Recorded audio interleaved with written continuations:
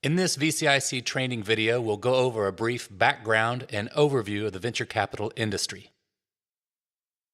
As with all the training videos, I'll do my best to keep it as brief as possible and make sure it relates to your preparation for a VCIC event. For example, before we dive into the industry, let's take a quick look at the judging criteria at VCIC. As with other case competitions, you'll need to demonstrate to the judges that you understand the underlying business strategy questions, which at VCIC means the 2 to 3 startups who are presenting. A big difference at VCIC is that you'll also need to demonstrate that you're thinking like a venture capitalist. We'll keep that in mind as we take a brief look at how venture capital began and how it's grown over the last 50 years or so. VCs will be the first to tell you that venture capital is a people business, and I don't think it's possible to talk about the origin of the industry without talking about where the people came from. Venture capital is truly an American enterprise, and thinking like a VC starts with embracing the optimism of all the waves of immigrants who have come to this country.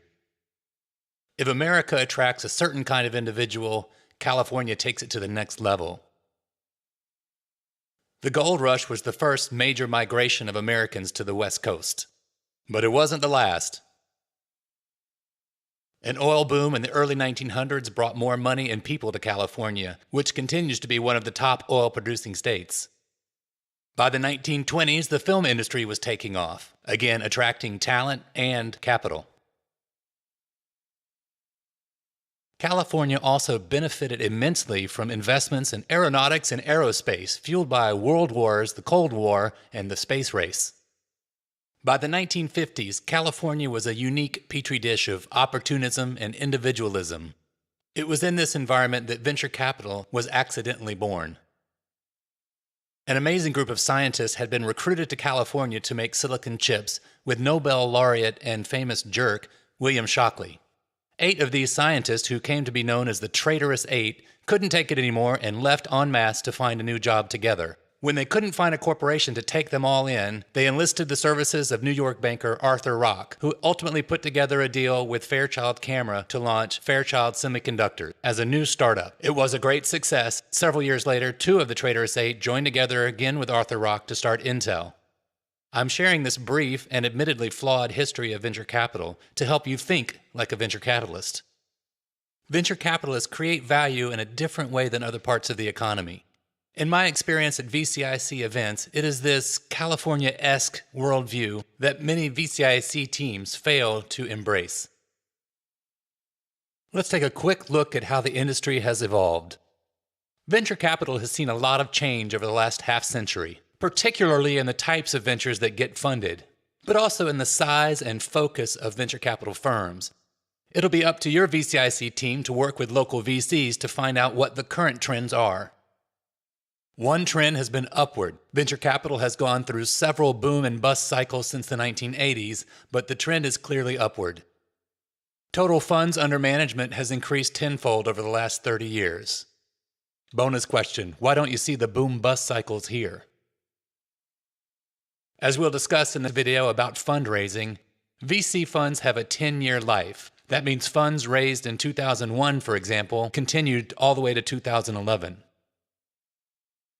Finally, for this training session, let's take a look at some industry statistics. I mentioned above that VC is an American phenomenon, and the numbers bear it out. I would also point out that based on my experience with VCIC global events, the venture capital industries in other countries often look more like what we might call growth equity. It was no accident that I focused on California in our origin story. California continues to make up nearly 60% of the venture capital industry in the United States. Venture capital has a big impact on our economy. Of all the public companies started since 1979, 43% were venture-backed. And for the first time in 2016, all 5 top market cap companies are VC-backed. Despite its big impact, venture capital is a relatively small industry. For example, total funds under management represent only around 1% in banking.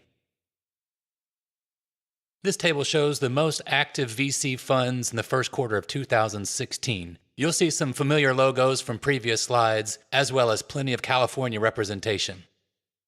While Silicon Valley is the elephant in the room for venture capital in America, every region has venture capital and each region has its own culture.